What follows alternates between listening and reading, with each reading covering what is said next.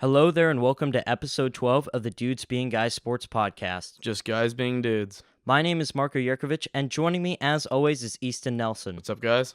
Okay, also joining us later will be Colton Deneen, but on today's show, we'll be discussing the Saints displacing the Rams from the ranks of the unbeaten, Brady topping Rodgers, the dysfunction in the Cowboys organization, college basketball opening night, and much, much more. And before we begin, I'd just like to remind everyone to please like this video, subscribe to the channel, and leave a comment down below. All right, let's get into this. Okay, so first up, we have the New Orleans Saints beating the Los Angeles Rams in a shootout Sunday afternoon, 45-35. So let's hop into it. Are the Rams the team to beat in the NFC? The Rams or the Saints? The team to beat? Well, who do you think is the team to beat? I still think the Rams. I mean, yes, the Saints beat them, and they just got Des Bryant, which we'll talk about later. But the Rams still have one of the best offenses and defenses. The Saints have kind of a shaky defense, so that's what will kind of not be the end of them. But I think the Rams, if they play again, I think they'll come out with a chip on the shoulder and would be able to beat them. But the Saints are also one of the top two teams in the NFC to beat. Yeah, well, I do agree with you that I think the Rams are probably the better team. They have the easier schedule for sure. But the Saints beat them, so I have to say that they are the team to beat. You look at their offense; it is historically good. Alvin Kamara and Mark Ingram are a scary running back tandem. Michael Thomas, of course, now they have Des Bryant and Benjamin Watson, 37-year-old tight end, is still producing. Of course, He's 37. Yeah, you talk Jeez. about ageless wonders. They also have Drew Brees, but that defense, they're seventh in rushing defense, and as long as they can shore up the back end and just hold teams, that offense should be able to outscore anyone. They outscored the Rams, so I think it's the Saints, but I totally see your side of the argument. But talking about Drew Brees, is he your MVP frontrunner?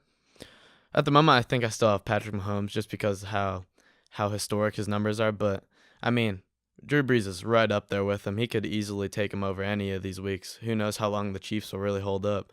But, yeah, Drew Brees is definitely top two in the MVP discussion for me. Well, I have him as my frontrunner. You talk about historic numbers. He has 2,300 passing yards, but that's not what's impressive at this point in the season. His completion percentage is 76%. That would Really? be 6.5% higher than the NFL record at the end of a season. He also has 18 touchdowns to just one interception, which would finish as the highest touchdown to interception ratio Ever? of all time Wow. if an interception is thrown in a season, which he already has. So honestly, I have Drew Brees. I really don't see anything in his way. It's also a nice story, bouncing back from that terrible loss against the Vikings in the divisional round, just that heartbreaking loss. And, he's getting older. I think a lot of people know that he doesn't have an MVP, and he definitely deserved one at least some point in his career, and this would be the year to give it to him. Yeah, I guess I didn't really realize they had all those the completion stats and the touchdown to interception ratio. I mean, that kind of makes me want him to put him in. Yeah, my but first, in Patrick Mahomes' own right, he Yeah. is breaking plenty of records just on a different end of things about just how young. And how efficient he is. But so going back to the Rams for a second, if there's one weakness on the team, what is it? I think they're linebackers. I mean, they don't have the big names as like the rest of their team there. I mean, their defensive line is easily one of the best in the league, and their secondary is really good, but I think they could have more better tackling and better coverage linebackers than what they have right now. So I think that's what I'd say for their weakness. I totally agree with you. And linebacker is one of the more crucial positions, at least as a unit in football, because you have guys, as you said, they're stopping the run, but also playing coverage. And they have one of the worst linebacking cores in the league, right? So even though they have an elite front four and a great back four, those linebackers are really causing problems for this team. So, we'll see if they can shore that up. But honestly, the rest of their defense should be good enough to overpower that in most scenarios. All right, so moving on. Tom Brady led the Patriots to a late victory over Aaron Rodgers and the Packers. So were you more impressed with New England, or were you more disappointed with Green Bay? I think I'm more impressed with New England because, to me, New England kind of seemed like they lost a step this year early on. But in that game, it was pretty close the first half, and then they kind of started to break away towards the end. And we saw the greatness of Tom Brady, as much as I hate to say it. But I mean, Green Bay still should be a playoff team, I think. And, the Patriots prove that they're one of the best teams in the league still. Yeah, I was more disappointed with Green Bay because, of course, you mentioned the Patriots' slow start, but over the past few years, they've just treated September as if it's a second preseason. Mhm. I've said this before on the podcast. They don't take September seriously. They ramp it up in October and November. They prove themselves to be one of the best teams in the league, and we knew they were going to do this, right? You saw this coming the whole game when it was close. You knew the Patriots and Tom Brady were going to be clutch, pull away, but I was disappointed in how Aaron Rodgers and the Packers played overall. That fumble was costly. The one on the first play of the fourth quarter, that was really kind of the turning point of the game. So I was more disappointed in the Packers. But you mentioned this. So you think the Packers can be a playoff team? I still think they can be. I mean, I don't really know what their schedule is at the moment, but I mean, the only team that I don't know actually, the Vikings and the Bears. I don't think so actually. Now that I say I was that. gonna say that they're 3-4-1 right now, and they still have one game of each of them, and the Lions are in a pushover, and the remaining schedule is not too easy. So I would have to say I don't think the Packers can make the playoffs. Yeah, I have to go back on my word on that. I think. Yeah, they're not a great team. So kind of continuing with that. Do you think is there an issue here?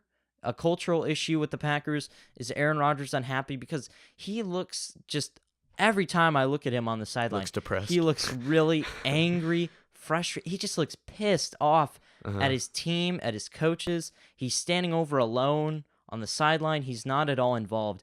It's just it's a weird position to see him in. And then you saw the other sideline, Tom Brady. He's always talking with his receivers, with his back. So he's running around talking to Josh McDaniels.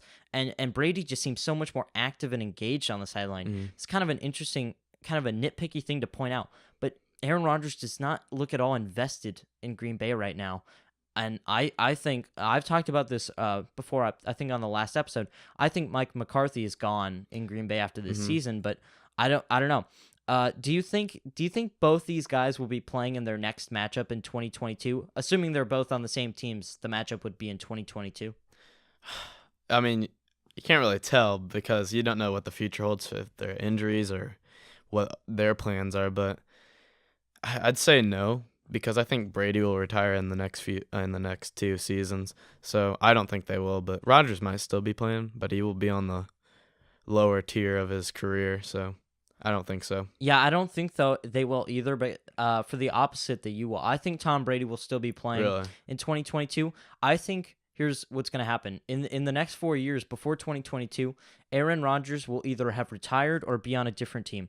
As I said, he looks really disgruntled in Green Bay, and if they stick with Mike McCarthy, I think you might see Aaron Rodgers try and get out of there. Going back on the situation with the Packers, I think it just falls on the front office. They've failed to build a good team around Aaron they never Rodgers. have done that. You know, he doesn't have anybody to throw to had, except for Jimmy Graham and Randall Cobb and Devontae Adams.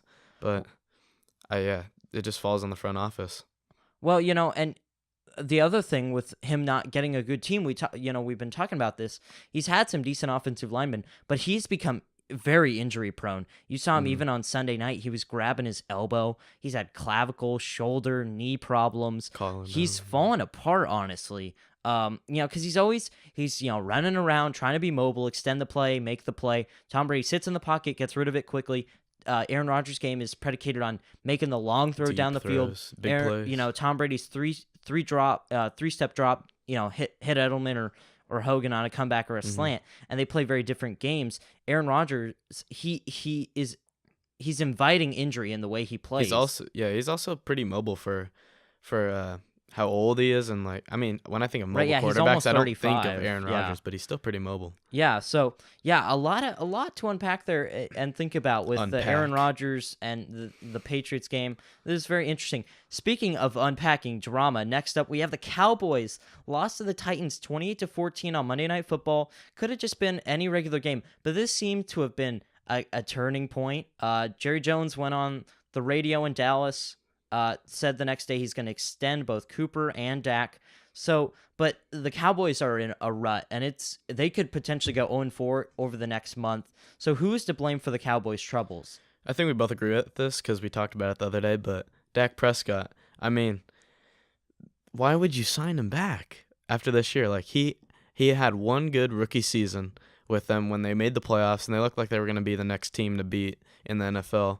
But other than that season, Dak has been statistically one of the worst quarterbacks in the NFL, and he has no decision making. He's just not a very good quarterback, and he's not a franchise quarterback you want to build around. Well, talking about who's to blame, I always believe that the higher up you are in a position, the more power you have and the more influence, but also the more you're held accountable. I think Jerry Jones, the owner, GM, and president of the Cowboys, should be held the most responsible because he's made these personnel decisions. Of course, keeping Jason Garrett is one of those decisions, and Jason Garrett is completely inept, so it falls down to him, and even through to Dak Prescott, whether because of game planning or because he's just not a good quarterback. All three of them should shoulder quite a bit of blame for the Cowboys' struggles because you look at the rest of this team, the defense, that front seven is vicious. They're really fast. They have a good receiving core now that they've added Amari Cooper, Pro Bowl running back, and the offensive line isn't as good as it was when it was the best in the league a couple years ago, but it is still a good, he has an elite left tackle, great protection. So I believe it falls on a lot of guys, but obviously Jerry Jones isn't going to fire himself. So do you think either Garrett or Dak will be in Dallas next year? Well, knowing the Cowboys, they probably both will be. But do I think they should be in there? Both of them should be out, I think. I completely agree with you. Knowing Jerry and his tendencies, he's a conservative. He doesn't take risks, and especially at this time in his career, he doesn't take risks. Both should be gone. Both will be there. That's the unfortunate fact of the Cowboys right now. I didn't like the Amari Cooper signing or the trade at first because they gave up a first-round pick. But I like him now. He seemed to fit pretty well with them last time. Well, if you can find a quarterback that can throw him the ball that won't throw interceptions. Exactly. But yeah, they shouldn't be there, but they will be.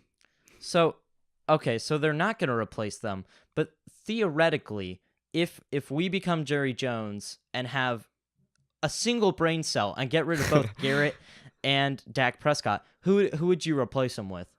Well, I think I would try to, for Dak at least, I would try to go in the draft and try to get there's plenty of young guys. I don't know, whoever you want. Justin Herbert from Oregon. Yeah, they're going to be bad enough. They're going to be picking the second or third QB off the board. You're totally right about that. Head coaching wise, I know I said Mike McCarthy could be heading to the Browns, but obviously that's going from one NFL powerhouse to another, at least historically. Of course, you could give Lincoln Riley, the Oklahoma coach, a call. Never hurts to give any other elite coaches calls. Why not? Dabo Sweeney from Clemson, give it a shot. But honestly, yeah, the Cowboys, what are they doing? They're a mess, and they were going to be in an even bigger mess. If they re-sign Dak, they're committing themselves to subpar football for the next 4 to 5 years because he has a good team around him, not a great team, but a great quarterback should be able to elevate the good team that he has around him into a playoff, if not Super Bowl contending team. But the bad quarterback that Dak Prescott is drags down a good team into being a mediocre team. They're 3-5 right now. I don't see them finishing the year with a winning record. They're going to pick high in the draft, and they should just replace him. Yeah, and I really like Dak, and I really wanted him to do well after that first season. But it just hasn't worked out. I don't know what's gotten into him. Maybe the teams have game planned better for him after that first year, or he just fell off somehow. But I don't know. I guess the thing that a lot of people will say is, as a rookie, you always play your best because no one has film on you. We saw that with the San Francisco kid Mullins on Monday Night Football. He's the next Thursday Night Football. Next Tom Brady. Yeah, because no one had film on him. They didn't expect him to start. So you can always play well when no one is expecting you and your tendencies. But when coordinators have time to pick apart how you play and where you go with the ball, what your first read is, they're able to take you apart. And Dak is just not a highly evolved quarterback. He's not good enough to see through these schemes that these defensive coordinators are putting together. And I think we should have seen it coming because in college, his first year he was really good, and then he kind of fell off. Do you remember that? Yeah. He was a Heisman candidate. He didn't get drafted to the fourth round? Fourth round, yeah. So, yeah. We're going to move on to something new here on the Dudes Being Guys Sports Podcast called the Lightning Round News. I'm just going to throw a bunch of stories out there. We're going to pick out maybe some things to talk about. Maybe we won't. We'll see. So first up, we have the New Orleans Saints signing veteran wide receiver Dez Bryant to bolster their thin receiving core. Bryant hasn't played since Week 17 of last season with the Cowboys, who cut him in April. Reports indicate that the Washington Nationals offered Bryce Harper a 10-year, $300 million deal late this year, which he declined to enter free agency. Idiot. Okay. The Atlanta Falcons have signed free agent ex-Raider linebacker Bruce Irvin to assist their injury-riddled defense. And the game of the year in college football, first-ranked Alabama beat the third-ranked LSU Tigers 29-0. The victory clinched the SEC West for the Tide. Lastly, the Denver Nuggets are off to a 10-1 start, which is their best in franchise history. They, along with the Raptors and the Warriors, are the only one-loss teams in the league. So, going kind of from the top to the bottom there, is there anything you really want to pick out and discuss? I know we were talking about the Dez thing a little bit earlier. The Saints didn't need to do it. I think it's a good idea, helps. to be honest. This is a win-win situation for them. Can't hurt. Cannot hurt them. And I think what helped them is the success of Josh Gordon in New England. It shows that you can take a shot on a veteran guy who could have a big impact. And I'm not saying he's going to have the same impact that Gordon is having with the Patriots right now. But if he makes 1 to 2 catches, 30, 40 yards a game, he's a deep threat. Why not? You're thin at wide receiver. Take a shot. I don't think he's going to be as good as he was on the Cowboys either. And I mean, I feel like he still has something to give to this team. He can still be their number 2 or 3 option. And in the playoffs, he's a number smart 2 guy, option. You don't want to have the name Dez Bryant that you're going to want to have to cover that game still. Yeah. Like, that's a scary matchup still. Right. So anything else from that roundup that you want to discuss at all? I mean, Bryce Harper, you're going to turn down $300 million. Well, he's going to turn down $300 million to make $400 million. Can he, though? I thought the Nationals could offer the most. Or was that the most? No. That was... Now that he's entered free agency, anyone can offer him anything, theoretically. So we saw, a $300 million man with Giancarlo Stanton. He was the first $300 million man. I think either Harper or Machado will get $400 million. I feel like they could team up, maybe. I don't know where they'll go, where someone will pay them both but maybe. I think the Falcons getting Bruce Irvin, he's a veteran, and I think it's kind of important because like that. Their offense is really good, and they honestly, I had them potentially making it to the Super Bowl again because of how good their offense was, and their defense was pretty all right, But they've just been so riddled with injuries. Their defense is They've been garbage. Decimated, yeah. Well, they're garbage because of their injuries. Their offense is really good. Their offense is great. They score the points, but their defense doesn't get any stops. That's the problem. And, we're not talking about this on as a segment, but, Alabama beat LSU in one of the most dominant victories I think I've ever seen. 29-0 against the third-ranked team in the country. Maybe LSU was a bit overranked, but still, they just truly dominated them. Held them scoreless. 12 rushing yards on 36 or 37 attempts, something crazy like that when LSU had been averaging 190 rushing yards a game. So, pretty crazy. Anything else from the? I think we're all good on that. All right, so let's move on to some college basketball and college football stuff. But before we begin, let's add in our third member of our team, Colton Deneen. How are you doing today, Colton? Doing pretty good, guys. All right, so let's move on to the college basketball opening night. We saw Kansas narrowly take down Michigan State after a late surge from Sparty, and we saw Duke absolutely decimate Kentucky. So which of the teams that we saw play last night won't win their conference? Country. State. I totally agree with you. Everyone else should dominate their conference. Yeah, I'm not going to get on to Duke yet. We'll say that in a few minutes, but Michigan State, I think the Big Ten has probably the best conference out of all of them because honestly, from the top to bottom of the Big Ten, it's still going to be a competitive game night in, night out. And with the other conferences, yes, you have the big teams at the top, but the bottom, they're not that competitive. And I think Michigan State's going to have some trouble against some of the top teams in the Big Ten. Yeah, I totally agree with you.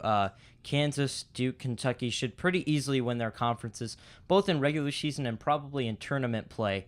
Colton, your thoughts? Yeah, I got Michigan State not winning their conference as well. You got teams like Purdue, Michigan, Ohio State, even a sleeper Nebraska can all put up a great fight against them, and I think they'll have a really tough schedule this year.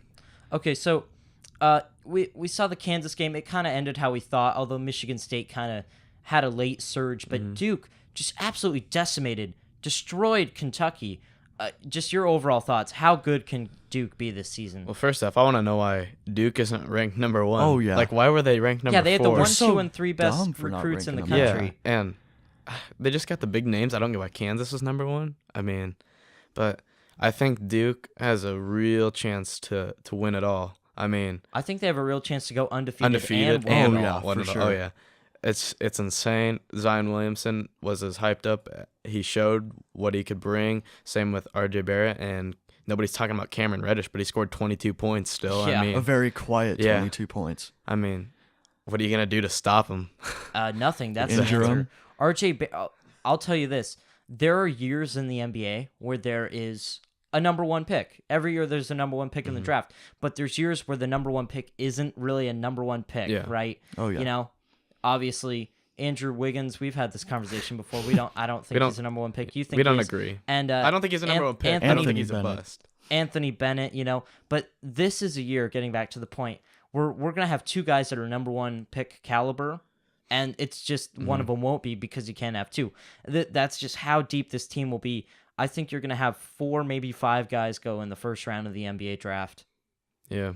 Yeah, they're going to have such an amazing team. It's going to be real fun to watch them this year. I think Zion could go number 1, honestly. I think it's going to be R.J. Barrett just because of his shooting ability. I know Zion's like a physical freak. He looks like he's 285 pounds. He looks like an NFL tight end I think playing basketball. But R.J. Barrett, the shooting ability is what sticks out to me. I actually think Zion might be the better player, but R.J. Barrett has more tools and he's a better playmaker. He can. I wouldn't say he can play more positions because honestly, Zion could probably play all 5. Oh, yeah, that guy can play anyway. Yeah, but yeah, R.J. Barrett seems more of a number 1 pick to me. Okay, so let's move on to the college football top 25 for the playoff rankings came out for the second week. Just your guys' overall thoughts on the top 6. I mean, I thought the top 6 were pretty good. I mean, they were pretty much the same as last week, weren't they? Except Except for LSU. LSU, yeah. Yeah. But- And everyone just kind of stepped up one, and I Yeah. thought that was definitely the right move. The top 6. I didn't think they fell enough, LSU, to be honest. We'll mean, get to they that in a lost to minute. Alabama. So the top 6 is number 1 Alabama, 2 Clemson, 3 Notre Dame, 4 Michigan, 5 Georgia, and 6 Oklahoma. So yeah, we all think it's a pretty solid. I mean, you can Can't really maybe go wrong. give or take, but Yeah. honestly, I think it's perfect. But just any okay, so let's move on to this. So can you give me 2 teams that you think are overrated right now in the rankings? Yeah, I said Michigan State because they've had 2 bad losses to Arizona State and Northwestern, and I don't know.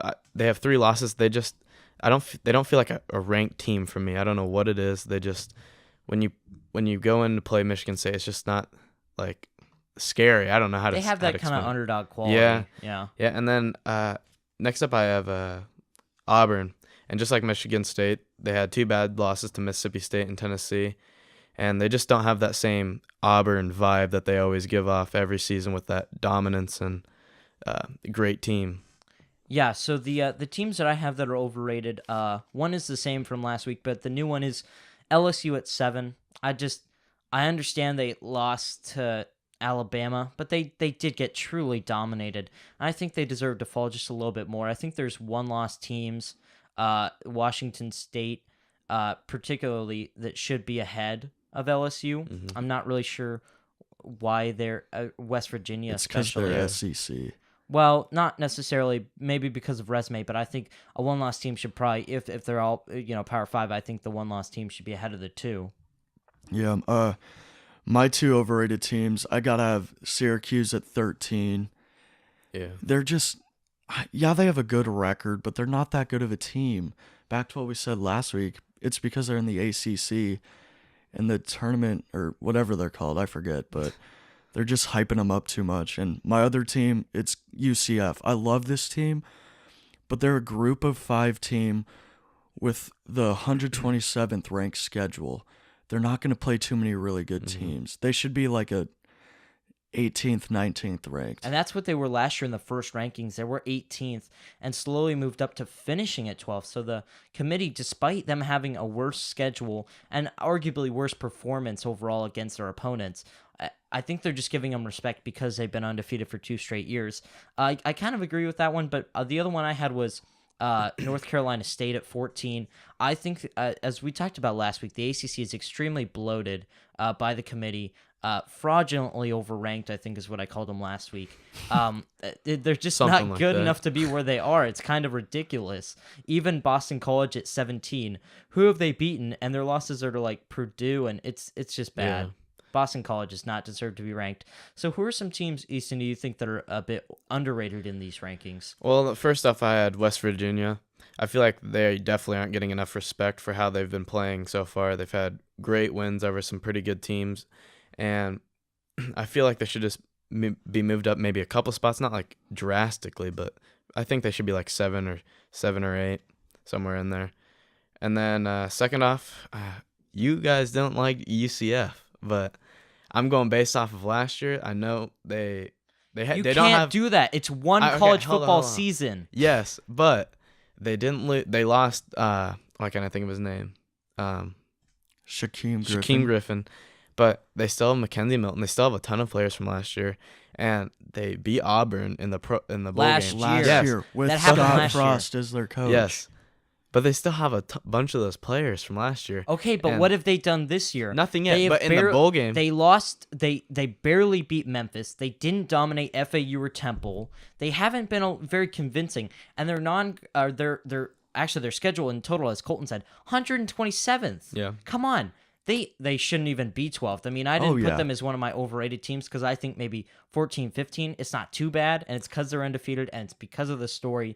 But as you saw, they didn't move up last week. They're still 12th. I think they're gonna. I don't think they're gonna make it into the top 10. Just give them a tougher schedule next year, the next few years. Well, they it's can't do hard that. to well, because okay, of yeah, conference. okay. That was a Well, they're dumb also comment, scheduled but- through they 2023. could try to they Okay, could yeah, try that to was a really play. dumb comment, but just give them tougher teams to play, and based on their performance in those games, we'll know if they'll be playoff contenders I or think not. they'll win the bowl game this year, and then I'll prove you guys wrong. No, well, I mean, honestly, they could make it into the top 10. They're gonna get nowhere near the playoff, nowhere near the top 6, but they could make it into the top 10 because they have some tougher. They have Cincinnati, South Florida, and probably Houston in the Yeah. AC Houston's pretty championship good. game. So they could have something. But moving on to my underrated teams, I actually have Michigan State underrated.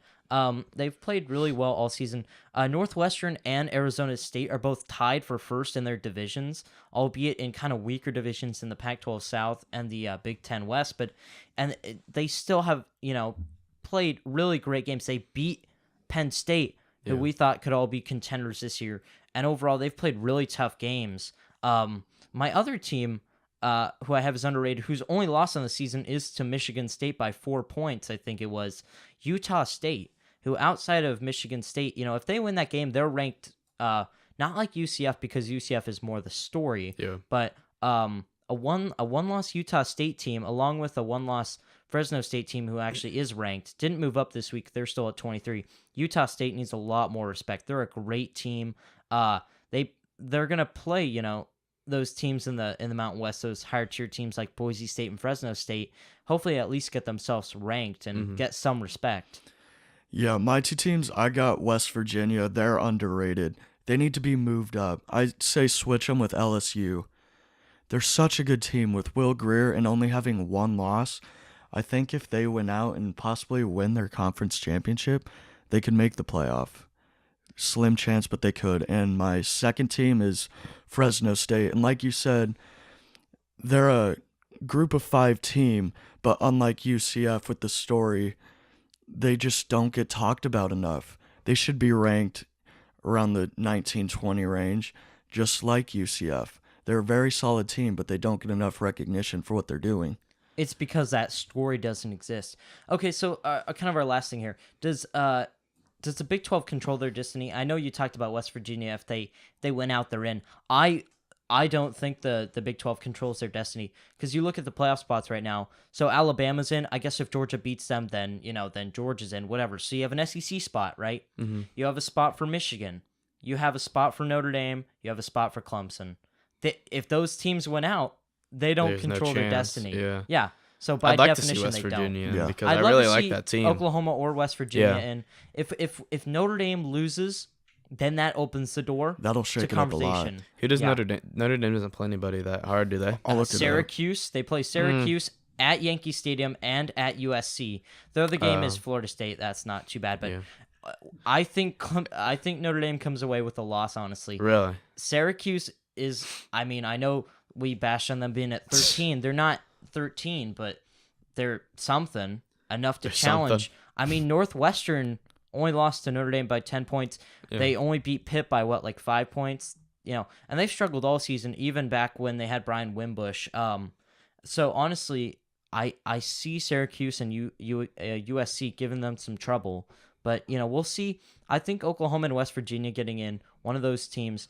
The only thing that needs to happen if they need help is one of the teams, whether it's Oklahoma both beating West Virginia in the regular season and in the championship game, or West Virginia doing the same to Oklahoma. They can't split the games because a 2-loss team is not getting in at all. No chance. So moving on to our Week 11 picks for college football. We just have 4 really quick ones, but they are all pretty important games, both coming to playoff picture and conference championships. So first up, we have number 10 Ohio State at 18 Michigan State, Saturday at 11 o'clock on ESPN. I have Ohio State in this one. You like Michigan State, you think they're underrated, but in this one, I have Ohio State because just to me, they have a more dominant offense and defense than Michigan State. And I know it's in Michigan State, which is going to be even harder for Ohio State, and they've been pretty inconsistent as well. And they almost lost to Nebraska, which is probably the best 7 or 8 now. 2-7. 2-7. They're the best 2-7 team ever. But yeah, I think Ohio State will win this one. Dwayne Haskins will lead their team to a win. I think the exact opposite of you. I think Michigan State can win this game. Brian Lewerke's back at quarterback. Ohio State has had one of the worst rushing offenses in the history of their program. Mm-hmm. Guess who has a top 10 rush defense? Michigan State. Their defense overall is really great, and I have the Spartans in this one. I'm on Easton's side for this one. I see this as almost like a comeback or bounce back game for Dwayne Haskins. He hasn't played well the last 2 weeks. This is a big game. He's going to come out firing. He's going to have a really good game. Okay, so our next game, we have Wisconsin at number 20, Penn State, Saturday at 11 o'clock on ABC. This is my upset pick of the week. I have Wisconsin in this one. I mean, Penn State is just, I know they lost Saquon Barkley, but it just seems like they don't have that firepower anymore on either side of the ball. I think Wisconsin, they've struggled a little bit this season. I think they have a bounce back game, like Colton said, for the other game. And yeah, I have Wisconsin winning this one. Yeah, I kind of agree with you. I have Wisconsin winning in this one, too. I think the running game with Jonathan Taylor, who's top 5 in the NCAA rushing-wise, is going to make a bounce back. The defense is going to play well, led by Edwards and Scott Nelson. I think they're going to play really well. The thing to look at here, though, is Penn State, they've played a lot of tight games. There are 3 games they lost. They lost all pretty close, except for the Michigan game where they got annihilated, But also, games like the Appalachian State game, the Iowa game, all went down to the wire. So Penn State has had a knack outside of that Michigan game of playing a lot of close games, and I think Wisconsin, with their dominant running attack, can win this one. Wisconsin's going to beat Penn State here. They're, like you said, their running game's too dominant. Penn State, I think they're a little bit overrated. All those tight games, plus they haven't played well at home. And Wisconsin's defense is just too much for Trace McSorley and the Nittany Lion offense. Okay, so next up we have number 24 Auburn at number 5 Georgia, Saturday, 6 o'clock on CBS. I have Georgia in this one, and honestly, I think this one might be a blowout. I mean, it's Georgia. It's in Georgia. They have a chip on their shoulder. They want to get in the playoffs.